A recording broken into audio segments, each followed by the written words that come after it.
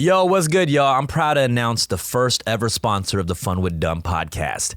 It's Green Chef, and let me tell you what Green Chef is. It's a USDA certified organic company, and the meal plans include paleo, vegan, vegetarian, keto, gluten-free, omnivore, and carnivore. They got something for everybody. For my box, I chose keto. They sent me over this box of delicious meals with ingredients. The recipes are mad quick and easy, step-by-step instructions, chef tips, and photos to guide you along. The first meal that I cooked was the chicken fajita salad, and I chose that clearly because I thought it was going to be easy, and it was. And I looked at the picture and my plating, and it looked just like it. With Green Chef, it's easy to maintain a specialty diet and enjoy exciting new options. I'm on my little keto diet and workout plan, and they're making it super easy with my meal planning, grocery shopping, and most of all, let them do the prep for your week after week. I'm going to hook y'all up with a code. You can go on the website and get $50 off your first box of Green Chef.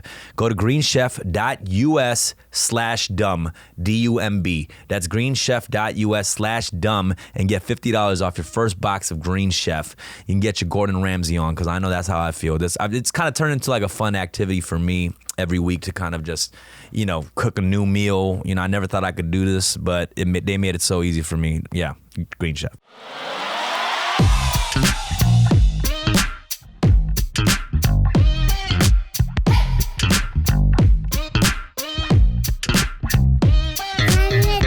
Yo, what's good? Welcome to another episode of Fun with Dumb. Today I'm going to guess I just met literally less than 3 minutes ago, but I found out about him recently through the weeks of just other people's posts, like friends like Bobby Hundreds, my boy Mike who runs the Koreatown account, like all these I just saw your name popping up in the likes, and then when I just see other people post stuff, I was like, yo, I'm also very interested in a lot of Asian creatives too, just because like I'm inspired by other people who not just because of the movie that just came out. Yeah. Well, let's just say I was inspired before that movie. All right, okay, early. That was actually a prequel to Joy Luck Club. If non-Asians watching or listening, right.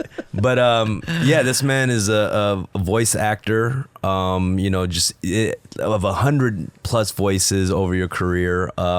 Make some noise for Eric Bauza. Oh, thanks, guys. Thanks for having me. Yeah. This is a very awesome studio. It's not even a set. This is the real deal. Oh, yeah. Thanks, man. We really try to build it out. Just all types of things going on the walls.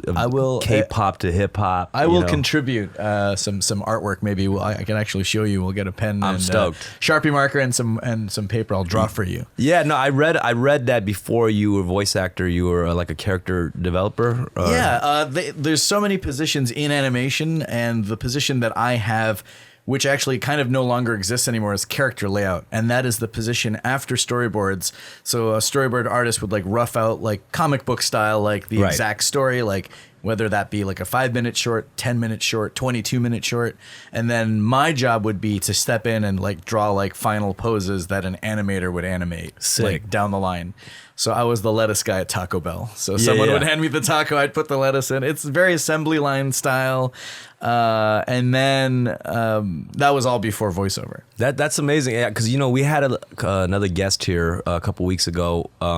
Carl Jones, who worked on... Carl. Yeah, you know Carl? Yeah, I was supposed to... he hired me as the fiendish Dr. Wu in Black Dynamite. Oh, that's amazing, yeah. I just did my James Hong impression. That's all I did. So I'm working on a project with him, developing a show, but he was a guest on here, and he comes from the illustration world too. So one of the best, man. It's amazing, you'll see people work on these cartoon shows, and then they'll also just hop in the booth and then do a voice, right? Yeah. So I'm assuming that's a normal thing, maybe? I mean, there are a handful of creators, like Mike Judge is one of them, creator of Beavis and Butthead.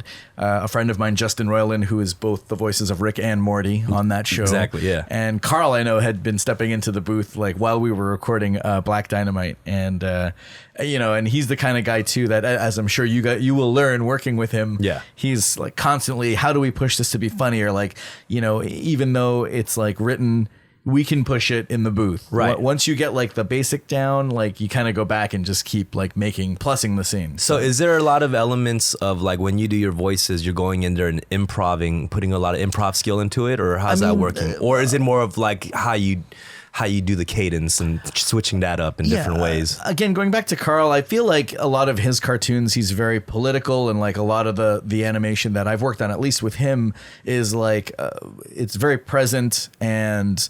Again, social issues and whatever's current, like whatever we can tackle. But then there's like preschool shows that I'm on that are literally like, this has to be 11 minutes. Right. We've already plotted out like what you're going to say, not necessarily how you're going to say it. Cause like when you get to the booth, like on Muppet Babies today, it's a preschool show. So, you know, I can't like go in there going, what if Fozzie has something to say about Trump? You know, like there's no room for that there. I'd be like, wow, Muppet Babies has changed a lot. Yeah. No. Let me tell you, these Muppets, they're going to make animation great again, okay? These guys are the best. I got to tell you, I love these little frogs. These frogs, pigs, bears, and weirdos. I love it's amazing because you've done so many voices, especially recently, of like reboots of these classic cartoons. And that's so amazing. Like when you mentioned like Muppet Babies, like I'm not watching the new reboots of it, but like I remember it from like the classics, you know? And that's how they get you, man. Because like me, I'm a dad. I got a 2.5-year-old, and it's like I'm their target audience, really. I mean, kids enjoy it. We're really killing it in the ratings, but and they just released like a boatload of toys at Target. And it's like, for me, it's like I remembered how much I loved watching it. I loved it. Yeah. You know, I didn't even in the 80s ever cash in on the toys. Maybe the Happy Meal toys. Yeah. Because that's pretty much all they had. Right. But getting to see my son watch it and really appreciate it, like, it's a trip. That's so tight. Yeah. Wait, what voices are you doing on the Muppet Babies? I do Fozzie, who was originally voiced by Frank Oz, of course. We're trying to really nail, you know, like his performance. And I also do there were these two old hecklers in the Muppet Show, Statler and Waldorf. Yeah. I do Statler. I do that guy. Hey. Oh. You know, he just laughs at. Yeah. He's a heckler, man. That's definitely a range from him to Fozzie, bro. Well, it's like the comedian's worst nightmare is the heckler. Right. So it's like, that's amazing. Yeah. I'm playing both ends of the spectrum there. That's so tight, bro. Yeah. So let's talk about like your early days, your come up, all that, before we even go into all the characters you play. You know, I want to like jump into that so bad, but I want to kind of know about the come up because it's such a. I mean, the thing people talk about a lot is like, oh, voice acting is like it's a small world, and it's not like it's like very hard to just get into it. You know? Yeah, I mean, that's true, and but hard to get into it. It just depends on what angle you tackle it from, and it's like anyone that like approaches me about like how do I get into it? Like I'm talking about established singers. Like people that have followings of 4.7 million on Instagram are like asking me for advice, and I'm like, well, how do I get 4.7 million followers? But I'm always like open door policy. Just say if you said you wanted to do cut together a demo reel, that's the first thing I say. Right. Is because that's your business card, like to attract representation as well as a display, a showcase of all of your work. Right. And that's like. Literally, if you're doing casting, it's like you're really going to sit there and listen to the first 30 seconds of a demo reel. And if you haven't wowed or gotten the attention of that casting director in 30 seconds, then, you know, you should probably revisit and try to carve out like a really good demo. Did you get into it wanting to get into it, or did it just kind of naturally happen? Well, I didn't know how to because we're talking about 2001 is when I did my college internship from I'm originally from Toronto, Canada. Okay. Me and Drake, and that's about shout it. out, Me, Drake, and Celine Dion, and that's it. That's the only good things to come out of Canada. No, that's fine. I mean, Toronto's been killing it. Actually, they've been, you know, they have Bieber too. Yeah, exactly. Yeah. It's our number one food source is beaver meat, and it's also our national bird. That's amazing. You know, I came out from there to do an internship here for a studio called Spumco, and they created Ren and Stimpy. Yep. And there really wasn't like a surefire way to get into like voiceover for cartoons. In fact, a lot of the people that I grew up watching in the 90s, they were, you know, maybe striving to do like more on-camera stuff, and it didn't necessarily work out for them. Mm-hmm. But now they completely dominate voiceover, you know, like maybe even stand-up comedians that didn't get like their moment are now killing it in voiceover. That's true, yeah. And musicians and, you know, so on and so forth. It seemed like a very, plan B kind of career choice, but ended up being, like we're talking like legends like Rob Paulson, Tara Strong, right? People that have been doing it for more than like 20 years and have like, Powerpuff Girls on their resume, original Powerpuff Girls, and like those are the OGs. Yeah, and I'm like working with like the Animaniacs, and I'm so like, wait, when you were in the studio, and what was your role when you got in at first? When I got in at first, I was literally a production assistant. So I was answering phones, making photocopies, sending faxes. If that's even still a thing. These kids are like, what the fuck is that? What'd he say? Picking up lunch orders, like very low end menial like tasks. But, I would learn Photoshop, I would learn editing, I would learn even in college, I was doing production. I was doing radio, television, and film. It's like everything. If you want, I could edit this afterwards. If you guys need help editing, I will help you edit stuff. So you did everything except voice acting. Everything except voice acting. Yeah. And even then, now they have like voice acting as a college choice, whereas it's really just acting. It's really just like voice later, performance first. You have to kind of ground, like, even though I'm doing Fozzie, like as a character, like he still has to be a baby in a nursery that is going through emotions that a toddler would go through. I'm sure you go through your physical movements in the booth and stuff. Yeah, no, exactly. It's like you can't just, you have to stand still for mic purposes, like, like technical stuff, but emotional stuff. If I'm doing an announcer, I will do this with my hands just for timing purposes. Weird shit like that. And for sure, I do the same thing when I go in the booth to rap. When you sing, when you perform, we call it the rap hands. Really? Yeah, like I got you. It helps. Like it's like you are communicating, if not to like a conductor, right? You're just conducting. If you're not doing it for yourself, you're doing it for the engineer. If not for the engineer, then like the thousands, the millions of people listening to your track like later. Right. So what was your first voice acting gig while you were interning at the studio?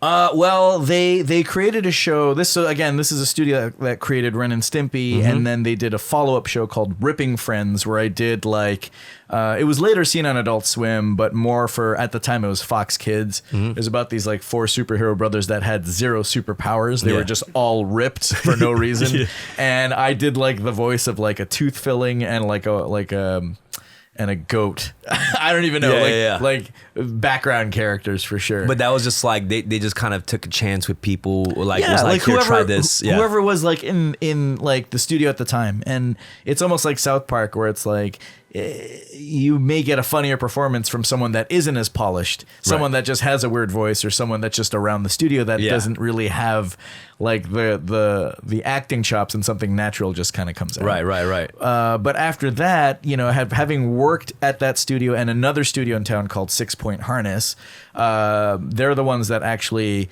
I started to really start to meet people that are now in positions at Warner Brothers or Nickelodeon or Disney that are like creating their own shows. And they kind of remembered me as the guy that wanted to do voices, but I was like kind of stuck in the animation studio doing like a 9-to-5 job. My first big American break was El Tigre in 2007. Oh, wow. Okay. The creators of this movie that was out recently called Book of Life. It was before Coco, so it was kind of like Dia de los Muertos subject matter. And it was Jorge Gutierrez and Sandra Ikiwa, a very talented husband and wife combo.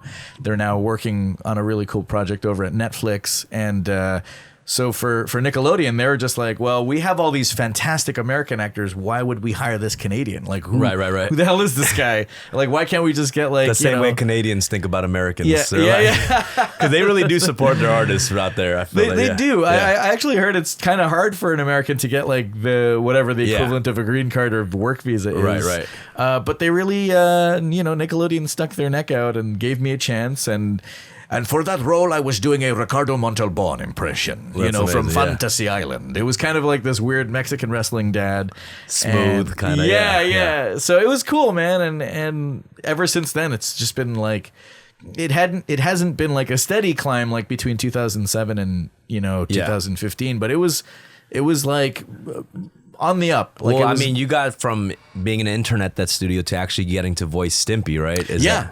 That's So, like crazy come up right that there. for me, like, that's street cred. That was street Right, cred. right. For me, Billy West will always be that character because, like, he's like, for me, again, learning from those people, like watching them on TV, he was like really just in my top 3 favorite amazing. voice actors. Yeah. And you probably That's know a great him. voice. Yeah, I mean, He did. He's like the Red Eminem. Yeah. He was like 90% of the voices on Futurama, and you know his that character, I think, pretty much spawned from like his Larry Fine impression on the Howard Stern show, which, if you are a Three Stooges fan, Larry was, You know, the guy with the hair on the sides. That's kind of like how he talked, like this old depressed Jewish guy. And then when you like personify it as a kid, you know, for a cartoon show, it becomes Stimpy. That's amazing. You know, I didn't even think about that transition, but that's what it is. Yeah. well, I mean, I learned from the best, and Billy West is definitely like up there for me. I feel like there's a lot of that kind of passing the torch down with a lot of these voices, right? Because these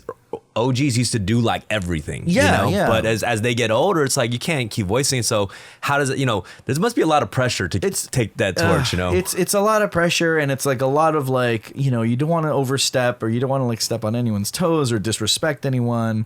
But, you know, like at that circumstance, I know there was like, he definitely was finished with that idea, and like the creator had come back and wanted to do more. And it was a situation where, well, he's definitely not coming back. And you kind of like, for me, I think I was like 26 at the time. It was like, well, I'll do it. Like if no one wants to do it. Right. I'll you do just it. like kind of just took a crack at it. Yeah, and like my audition became like the actual recording for the first episode. So Wow, that's crazy. Yeah, so I was just in there for like 3 or 4 lines of dialogue, what ended up snowballing into like the full like 22-minute record. Is it something that you kind of been kind of working on before you got it, or? And that's, you know, the funny thing is like there are impressions that I do. Like I did. There's Netflix's first animated original series, which was a DreamWorks film that they turned into a TV show called Turbo Fast. Okay, and it was about the snail that wanted to race. And one of the characters in that, because it was all celebrities, right? Like Ryan Reynolds was Turbo, and his brother Chet was voiced by Paul Giamatti. Okay, so it's like, yeah. Who wakes up and goes, oh, you know what? I'm just gonna do a Paul Giamatti impression. And I was like, I had auditioned for that, and for whatever reason, I booked it. And you know, when you're studying Paul Giamatti, he kind of has that weird kind of, you know, tinge to his voice, and he almost sounds like he's trying to like bite his own shoulders all the time, that kind of thing. You know, Howard Stern, you know, like the fucking Antichrist, Howard Stern. You know, like I just would watch like all these Paul Giamatti interviews and movies. And, you know, I kind of like picked up like his speech pattern, kind of like that, you know? That's amazing. And he plays a snail, a very, very, you know, you got to wear that helmet, Chet. You know, like, you know, he was the safety snail. He wasn't a racer. Yeah. But yeah, I feel like I won't know until I try. And then even when I try, it's like, I'll have to get your approval or whoever's casting. That's so lit, because, you know, we watch these things, and I guess that's the point, that we don't even try to focus on the inflections and anything. Right. You're just supposed to be immersed in the world. Right. You know, and that's the amazing thing about what you guys do, because you guys are really masters of the craft. As a rap performer, as a rap artist, like, who do you look up to, like, as far as like your influences? Yeah, I mean, definitely like deliveries in the same way, right? In rap songs, and like how you know, hitting the punchlines and all those things, you know, people in the booth to people on live shows, you know, studying greats from the know, all the, you know, originals that we consider the greats, you know, whether it's like Pac, Biggie, Eminem, all those cats, you know. So yeah, that the same way, I would say, for sure. It's really hard, I think, I mean, there's parts of my job where I have to sound like a character, and then there are parts of the job where there's an original character, and it's like you have to kind of come up with this new DNA for this character that's never spoken before, right, or ever like taken a breath in like this animated world. So it's like the fine line of being a voice match guy to like a creator of an original voice. You know, it's like, what do you want to be known for, really? You know, it's like it's a hard one. And you know, I've been so lucky to voice characters like Fozzie or Woody Woodpecker Right. or a lot of Looney Tunes stuff. I've been doing like Marvin the Martian for like 7 years for Looney Tunes. So is it like when you do for characters like that, they constantly have commercials and things of that from that franchise. So Yeah. you're doing the voices for those characters during Yeah. that time. That's amazing. So you said Marvin the Martian. Yeah, Marvin the Martian was a weird one for me because it's like they had revamped the Looney Tunes. It had been years since they had like a televised animated series on the air. And this was about 2011. And they kind of came up with this idea that they were these characters that like Bugs and Daffy lived together and in a cul-de-sac, and the surrounding neighbors would be the rest of the Looney Tunes. Right. Like Yosemite Sam was their neighbor, and it was kind of like Family Guy-ish, kind of like that setting. Right. And it was more animated sitcom because at the time that's the thing that was really like hitting it home with like the demographic that I think they were after. But, Looney Tunes at the core were 7-minute cartoons that were probably never really intended to be seen by kids. They were like shown before like Right. movies in theaters. And, the quality was so much better because they weren't on a TV schedule. They weren't on a TV deadline. They were making these like short animated films to entertain people in theaters. Right. And at best, they would say like maybe 4 to 10 lines of dialogue, and then they would just beat the crap out of each other like with slapstick comedy. So the minute you kind of take these like Bugs and Daffy and you put them in this like, and they're in a neighborhood and They're having cold dialogues. yeah, it's hard, and I wasn't Bugs or Daffy for that run. Jeff Bergman came back. He was the first guy to do Looney Tunes voices after Mel Blanc passed away in 1989. And I thought, he's a good friend, and I always think like hands down he was like the best replacement for Mel. I mean, there's been so many different I'm sure, yeah. versions, but I always like would know that it was him. Yeah. Like even then it's like, you can still spot the difference between him and Mel, but like he really did like a lot of the characters. Right. He did like almost all of them, even Elmer Fudd, Yeah. which wasn't originally Mel. But in that version I got to play Marvin the Martian in 2011, and I've done it like for other different versions. Yeah. I've done it for a Jordan shoe commercial, which Yeah, for yeah. me that's like the top. Yeah. Like because I grew up watching the originals and the stuff in the 90s that is considered like meh, it's not as good as the originals. But Right, I'm right. like, Michael Jordan and Bugs Bunny in a shoe commercial, like it was a Super Bowl ad. That's so they ill. did 2, and they did, and then the next version was Marvin the Martian, the following year, and then like in 2000, I guess it's been like almost 3-4 years since I did that commercial. Like I was like tripping out. I was like, Yeah, wow, yeah. like for it to come full circle for me, like in that way. Who in the Looney Tunes, like, so you've done Bugs Bunny at some point? Just this year, they just announced another like reboot on reboot on But reboot. you know how to do Daffy Duck, Yes. Bugs Bunny. Yes, that's right. I can do Daffy. I see you have plants here that need watering. Yeah, he's definitely another character that I was auditioning for Bugs like in 2011, hoping to get him, and then they're like, "Have you ever considered reading for Daffy?" And I was like, "No, I've never." Right. Like, how would I even? I don't even know. Like when I hear Daffy talk, it sounds like Richard Dreyfuss with a lisp. I'm not going to be a hot meal for some shark. Okay. Those are some really good observations, actually. It's very weird. Yeah, but Bugs is one of the hottest voices I can ever do, Doc. And that's I always thought that voice was extremely hard. to do. Yeah, because if you really listen to like a lot of the other voices that Mel Blanc did, Bugs almost is. It's almost very close to like the he has a very deep resonant voice. I can't really say it's close to it, but there's like a lot of him in like a lot of his characters, even though he's playing multiple very different from each other characters. Yeah. Like Bugs and Daffy, like if you ever hear him playing them both in a cartoon, him having a conversation with himself, that's like almost near impossible to kind of like duplicate the not just 100%, but like 1,000% of his Right. energy. Like after I do a Daffy Duck cartoon, I'm like sweating buckets. Yeah, because we're doing like the crazy Daffy. Yeah, again. Marvin is a little bit more like laid back a little He's bit, right? more subdued, yes. Yeah. Isn't that lovely? Yeah, Yeah. I see you have Astro Boy here. yeah. Well, like how would you describe like what his voice is like? Like it's not British like like a lot of people think it might sound, but it's more like ethereal, like more like mid-Atlantic, just For whatever reason, that's just how they talked back then. like back in Right. the 40s or the Right. 50s, it was very proper, and everyone was very pronounced and. Originally, Marvin sounded like this, like a weird nerd character, And then they brought him back, and he had that weird, like, clogged voice. Right. So I don't know what changed there, but It's a good change because that's a very unique. That is the iconic, like, that's the voice you remember when you see that character. It's so tight because especially your career as a voice actor in general, like.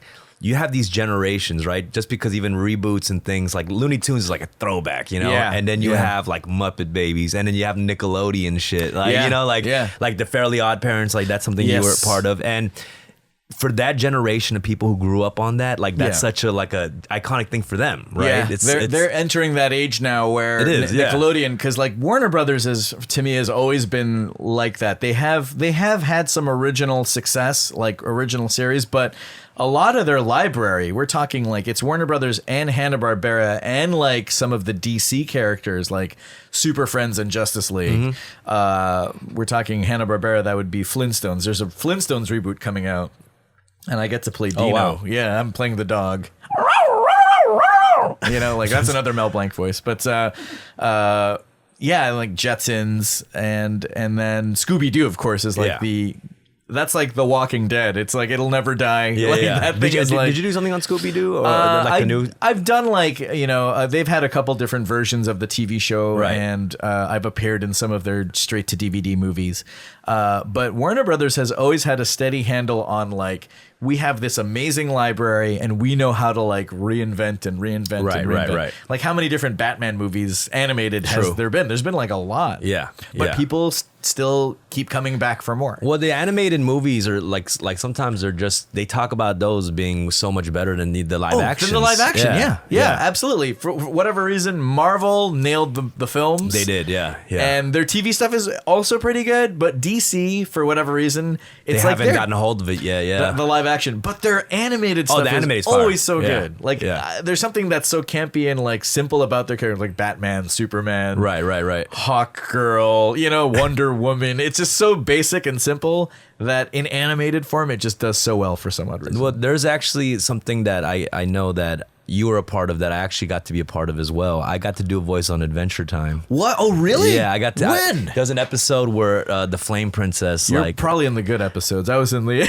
Oh, really? I was just in one episode, and I got to play Son of Rat Bear battling. Battle rapping. Are Flame you kidding Princess. me? Yeah, it's a great episode too. By the way, so shout out to Jessica DeChico who played Flame Princess. Yeah, and I know you played a bear. Yeah, I played the psycho bear that was like obsessed with Finn. Yeah, I saw that in your demo reel. Yeah, and I was that was funny. That's cool. Do you have like drawings of that character? Yeah, well, actually, I was able to do it because of my homegirl who actually does the storyboarding and stuff for it. So she was like, they probably asked her like, do you know any battle rappers? Do you?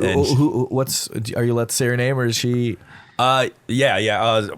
Well, I don't know if I should or not, but okay. I mean, it's. I'm just curious. Sue. Yeah, it's fine. Yeah, Sue. Okay. Yeah. I mean, there's I don't know why you made me like second guess. Like, is that a thing? Like, I'm not supposed to share. Are you allowed to disclose that information? Yeah. No. She's the cool. She does mad doodles and stuff. Yeah. It's at Instant Doodles if you want to check her out. I know her. Oh, do you know her? Yeah. Holy smokes, that's so wild, man. Yeah, so they probably asked her like, do you know any battle rappers? And I was like the only battle rapper she knew. And she got me, and then when I got to the studio, I ran into other rapper friends I knew as well. Yeah. So yeah, that was amazing. But yeah, what a great show that was too. Talk about something that was just and literally just ended. So yeah, I know. I think about that, and I'm like, well.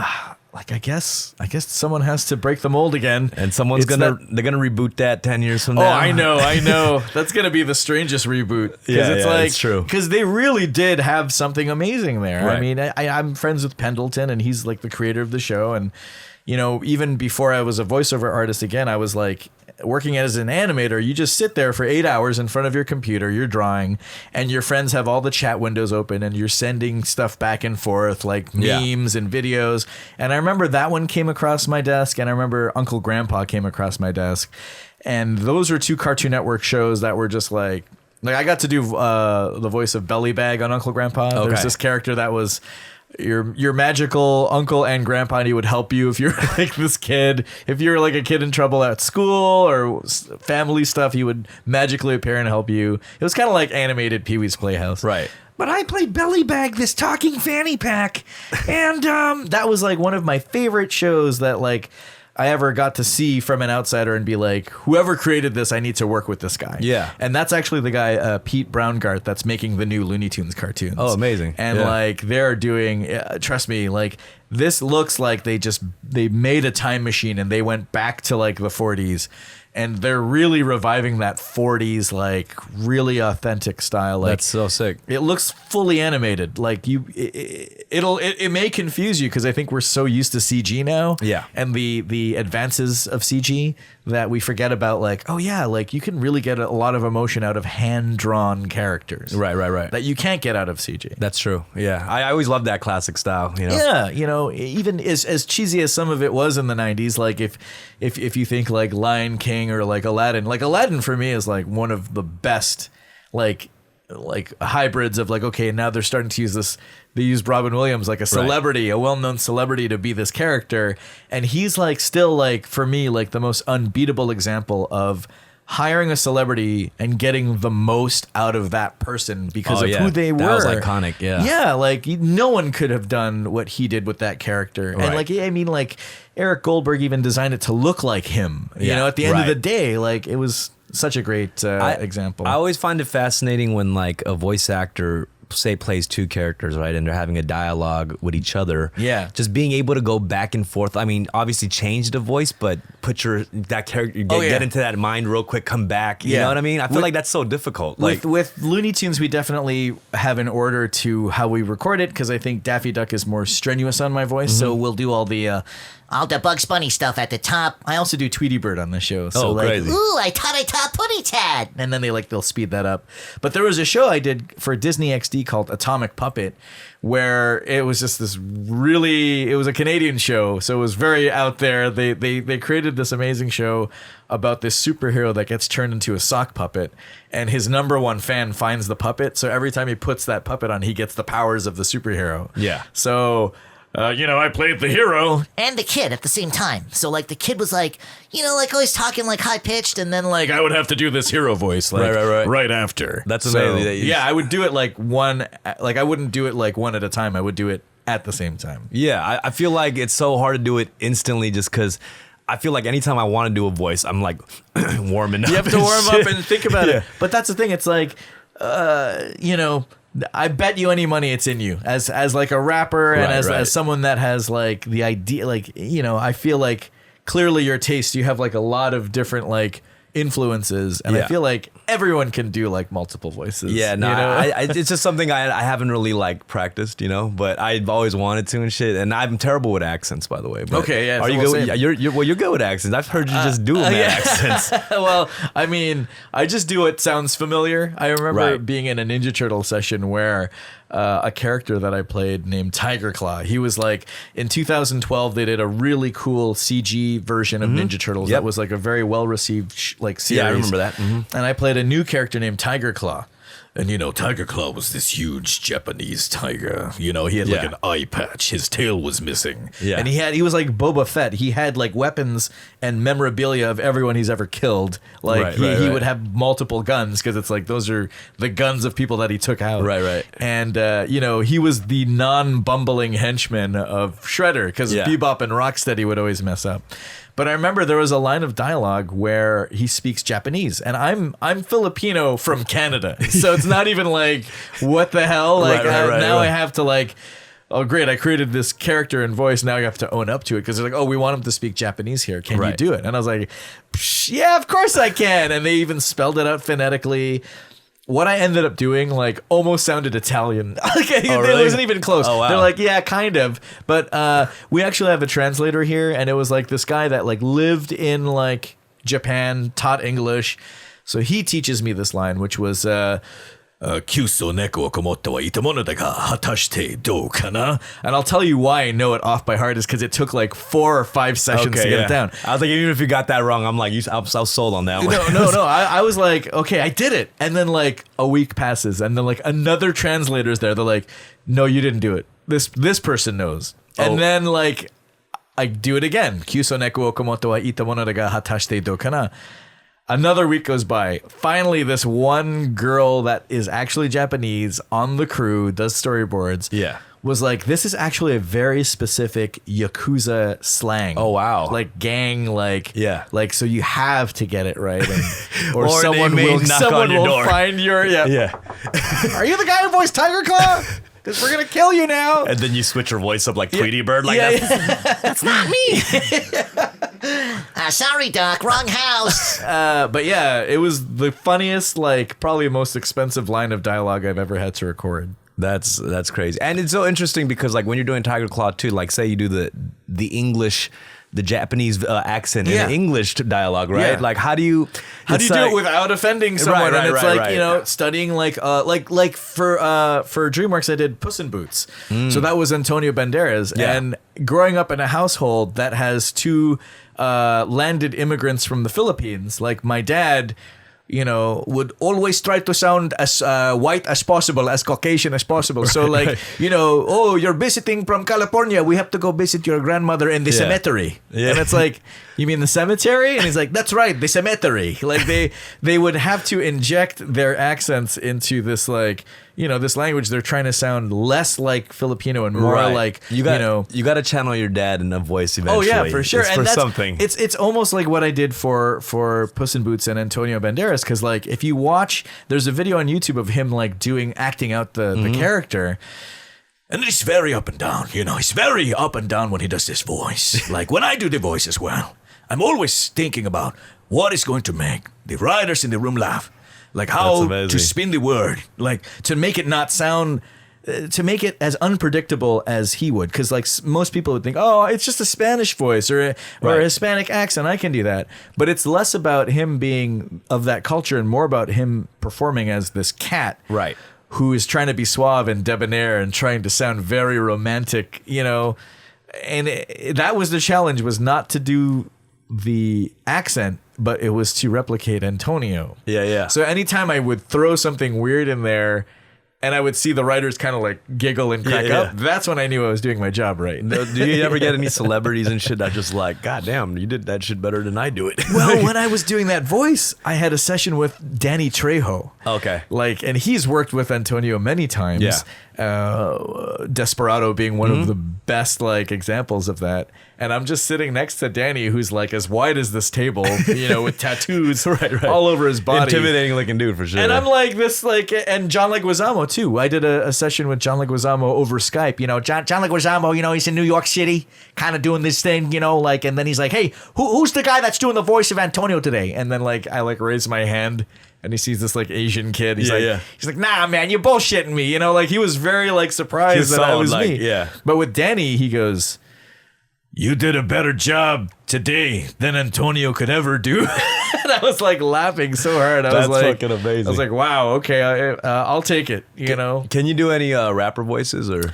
I mean, oh man, that's like I wish I had more knowledge on that. However, I did just see Wu-Tang perform in Toronto, and like all of them were there. Yeah. I mean, minus ODB, rest in peace. But his two sons were there, and they were like doing all of like the all of his Individual, parts. yeah. It was pretty wild, man. That's sick. I mean, I wish I could do more. I know Aries Spears and Jay Farrow are like, that's true. Yeah, prime examples of like, you know, like here's the dial, here's like 50 different rappers, you pick one. Yeah. I wish I could be at that level regarding like rap impressions. I promise, second interview, I will come back. I'm with like, something. work on the dumbfounded voice. Yeah, man. But I was gonna say, like, you've played. I mean, there's so many voices you probably know how to do that you're not like booked for, or like you're playing the role of, right? Is there somebody that you would like to like play, or for me the ultimate was Bugs this year. Okay. Because I mean, he's like, it's between him and Mickey Mouse, and I love Disney cartoons, but I could never. Like I can assimilate like a Goofy impression, but like Bill Farmer, who is Goofy now, You're right. And Jim Cummings, who does the voice for Winnie the Pooh and Tigger, Right. Like they kind of just magically embody that character. What would make a studio be like, okay, if there's a guy who's been playing it, like, why would they want to get another person to play the voices? Like, how does that work? It's a very interesting question. Yeah, how does that work? And very, like, very fair too. And I feel like, maybe for some reasons they may not want to have an actor to have such a stranglehold over the character, like too much power in that role. Although this community, again, and like you had said before, it's very, it is open and generous, and like we're very supportive of one another. I think for this particular reboot, this version of Looney Tunes, it had been a while since they had just said, okay, let's just open it up because we're starting from scratch and we're really trying to get back to basics. Right. Let's see if there's anyone else out there like that could give us something that we may have never heard with this character before. Interesting. Okay. And I was just like that, I did a Daffy audition for actually, Teen Titans Go to the Movies is coming out like next Tuesday, actually. And I think like Little Yachty did a voice on there or something. Right? He was the voice of the Green Lantern. And he did a song for the movie too. That's amazing. And for that, I did Aquaman, and I was like another character in the film. But in the beginning of the film, they have this new Warner Brothers animation logo, and it's Daffy Duck, and he doesn't say anything, but he just goes, woohoo, woohoo, woohoo, woohoo. He's bouncing up and around. Yeah. And I booked it.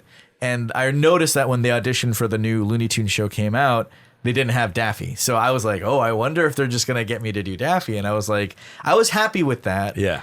And I didn't even know even at that time. But I was like, if that's the case, I would be happy just doing like even just one vintage like marquee character. Right. Because Marvin, I think he's kind of like third ring, like, oh, well, I guess we'll do a Marvin cartoon. It's always just Porky, Daffy, Sylvester Tweety, usually. Yeah. And then like Roadrunner, but I knew I wanted to audition for Bugs out of respect of the character, and no disrespect to like someone like Jeff Bergman or Billy West, who are still around, can still do the voices.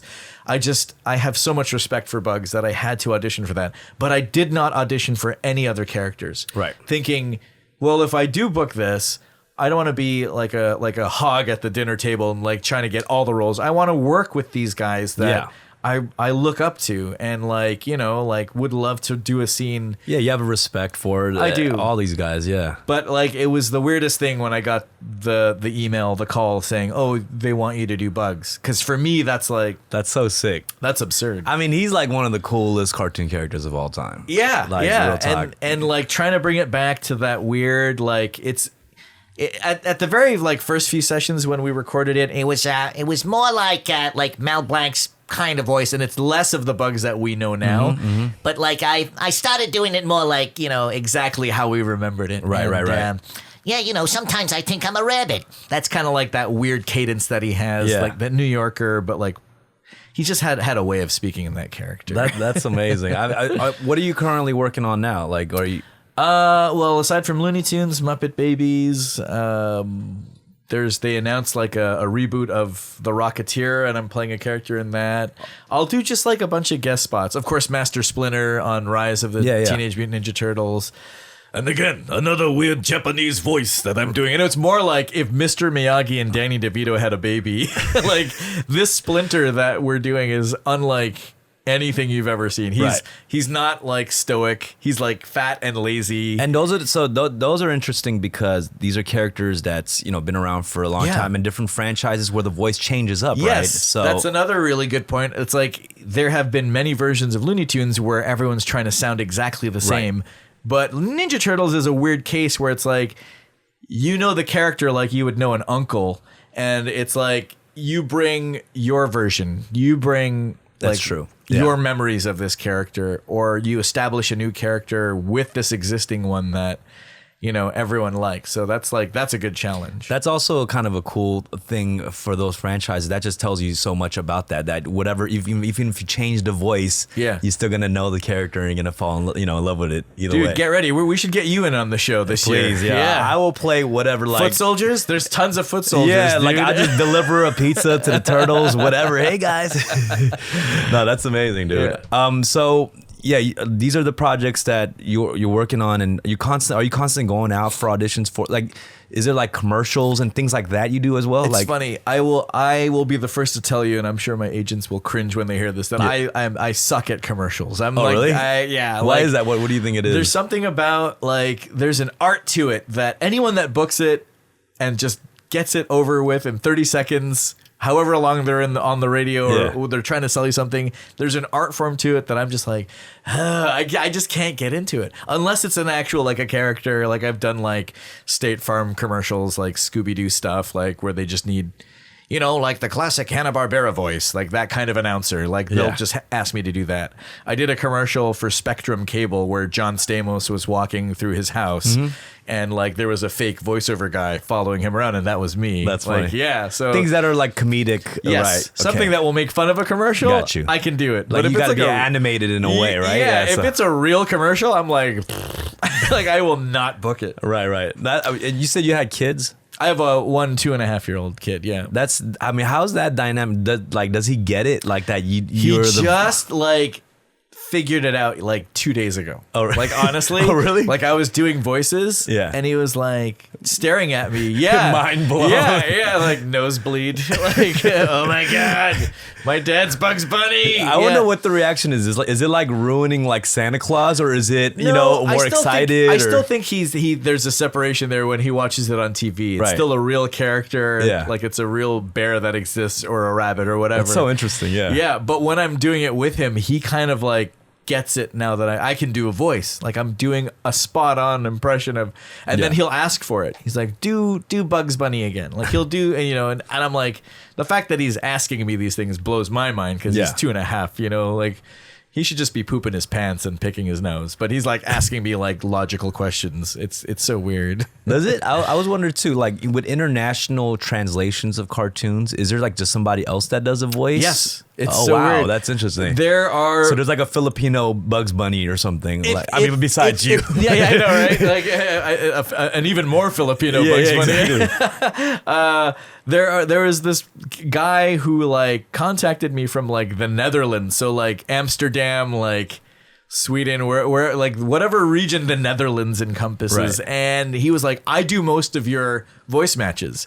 And he's like, I looked at like, and it was over Facebook Messenger. Yeah. And I was like, that was so crazy. I was like, really? And like he sent me videos and I was like, holy crap. Like he's totally, that's so interesting. speaking Dutch or whatever, Right, but right, like trying to sound like the character that I had invented here in North America. And it's like, it's the same over there. He's like, if it weren't for you guys making cartoons in the US, we wouldn't have jobs over here. Imagine the guy that does Homer Simpson that's been working overseas, Homer Simpson, for like over 30 years. That's such a trip, dude. They probably, they have a steady job for 30 So they years. they just get that same voice, but just a different language they're speaking while they're doing it. Yeah. That's just pretty much, that's it. Yeah. And that's like a lot of the reasons why, like, a lot of cartoons try not to put like English written in a cartoon, because then they'll have to strip that and like just say they pick up a book that has like something written in English on it. Yeah. They'll have to rewrite that in, French, in Italian, wherever it isn't in English. Yeah. They'll have to redo it. It's so crazy with voice acting. I just feel like in the last like couple of years, it just, the appreciation for it has gone up. Peak. Yeah. You know what I mean? Half of it has a lot to do with like celebrity, being part of like a cartoon. True. Yeah. But like it's nostalgia too. It's like, you really do remember the good things about like 80s cartoons or 90s cartoons, and hopefully it's a performance that no one can kind of replicate. I know they're bringing back Animaniacs for Warner Brothers. I'm curious about that. That's going to be interesting. It's looking good. Like I've seen like little bits and pieces, and Yeah. I probably shouldn't even be saying that, but right. from what I've heard, it's like they're sticking with the original cast. That's so amazing. It's like they didn't try to like celebritize the cast. They just said, well, no one can perform these characters like these original actors. Right. Jess Harnell, Rob Paulson, and Tress MacNeille. If you look up Tress MacNeille, she's like every, aside from Marge and Patty and Selma, she's every like female speaking voice on The Simpsons. That's so sick. Anytime they've had like a woman speaking on it, it's been this woman, Tress MacNeille, and I wouldn't say she's the female Mel Blanc. I just say that she's Tress MacNeille. OG. She is OG. She's untouchable. What's like when you audition for these things? Are you just sending in a tape from that you record at the house? Or how does it work? My walk-in closet is my studio. Just a little studio. I'll have like a microphone like this, and it's literally Sounds like the rapper come up right there in the closet with the microphone. Oh, dude, it's like that's Yeah. why I have an unhealthy graphic T-shirt obsession. That's why I blame Bobby for my son not going to his first year of college because because of all the 100 shirts that I own in my wardrobe. But yeah, it's like that acts as like soundproofing all my t-shirts and clothes inside my closet. That's tight. So you just record it and you send it in. That's it. MP3, edit. Sometimes I'll edit shit on my phone. It's like pretty like straightforward, easy going. Yeah, but I'm awful at auditioning. I'm so lazy.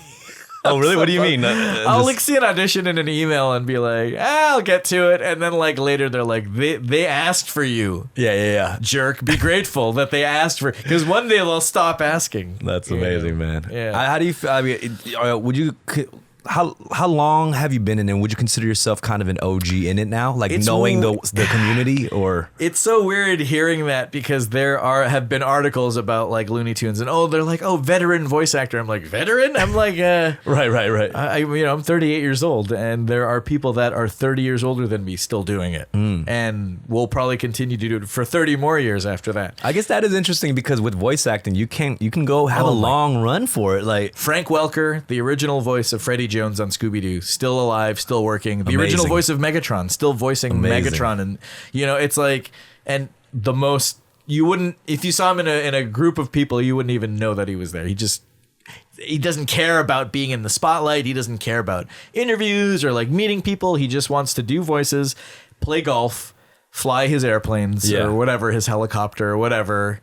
Count his Scooby money. But the fun thing is, I love the passion about a lot of the voice actors. You meet them and you find that out on the spot. Your mind gets blown, but they're just so willing to do the voice on the spot. Even with you, right? Like, I just feel like you really love doing it and making people smile or laugh at the very moment, when it comes the most in handy for me is when I'm passing through U.S. Customs at airports. Because like I have a work visa, right? So that's how I work, and they see that and they're like, so like, why are you here? Like, why are you going to California? And I'm like, animation. And they're like, what do you do? And it's like, I do voices for cartoons. And then their face changes.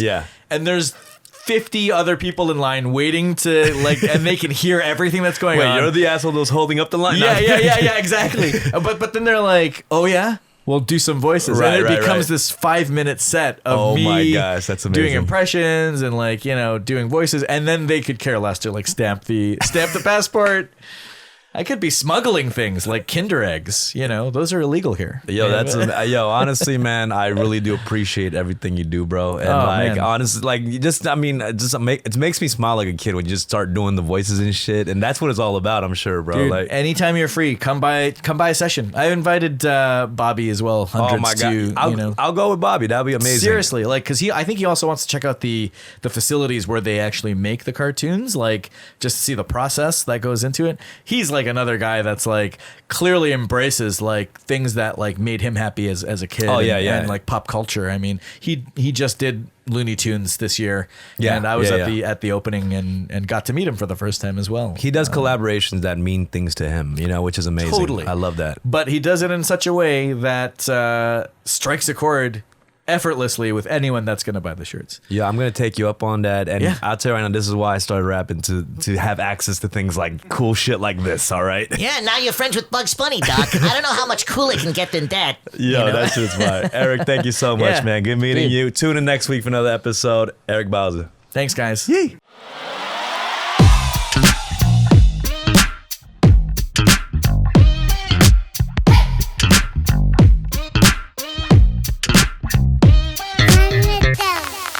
Cafe.